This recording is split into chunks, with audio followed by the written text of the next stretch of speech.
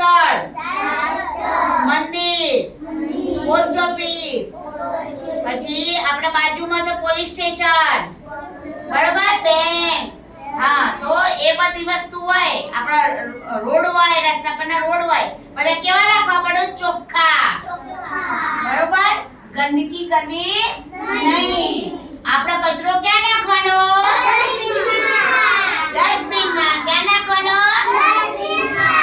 આપણે કચરો કરીએ, જ્યાં ત્યાં કચરો નાખીએ તો આપણે પછી ગંદકી થાય, એટલે શું થાય? માખી, મચ્છર બધું થાય. બરોબર, પછી આપણે કરડ આપણે શું થઈએ? બીમાર થઈ જાય. Very good. શું થઈએ? બીમાર પડી જઈએ. બીમાર પડ્યા પછી આપણે ક્યાં જવું પડે? ડોક્ટર જોડે. એટલે ખાલી ખોટા આપણા પૈસા એ જાય, આપણો સમય પણ બગડે, આપણે હેરાન થઈએ ને. એટલે કચરો કરવાનો નહીં, ગંદકી કરવાની, ચોખ્ખાઈ રાખવાની. બરોબર, આપણે રોડ ઉપર જતા હોઈએ, આપણે પાણી પીધું, ગુડન કોઈ પડીકી ખાધું, બરોબર, તો આપણે રોડ ઉપર નાખવાનો નહીં. એ કચરો આપણે કોથળી આપણે જોડે રાખવાની. પછી જો ડસ્ટબિન આવે તો ડસ્ટબિનમાં નાખવાનું. બરોબર, કોઈ કચરો નાખતો હોય તો પણ આપણે કહી દેવાનું કે કચરો જ્યાં ત્યાં ફેંકવાનો નહીં. ઘરે પણ મમ્મીને કહેવાનું કે મમ્મી કચરો રોડ ઉપર નાખવાનો નહીં, કચરો કચરાપેટીમાં નાખવાનો. ક્યાં નાખવાનો? અને એ બધો કચરો ભેગી થાય એટલે આપણે પંચાયતની ગાડી આવે એટલે ગાડીમાં કચરો નાખી દેવાનો.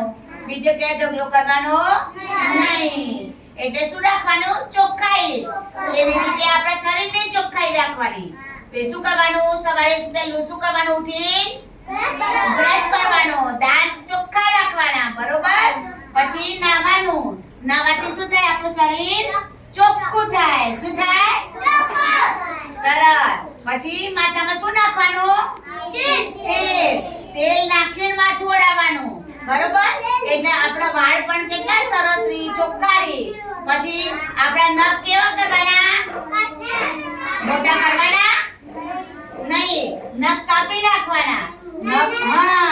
નખ કાપેલા ના હોય તો આપણે માટીમાં આમ કઈ હાથ કરીએ તો અંદર કચરો ભરાય.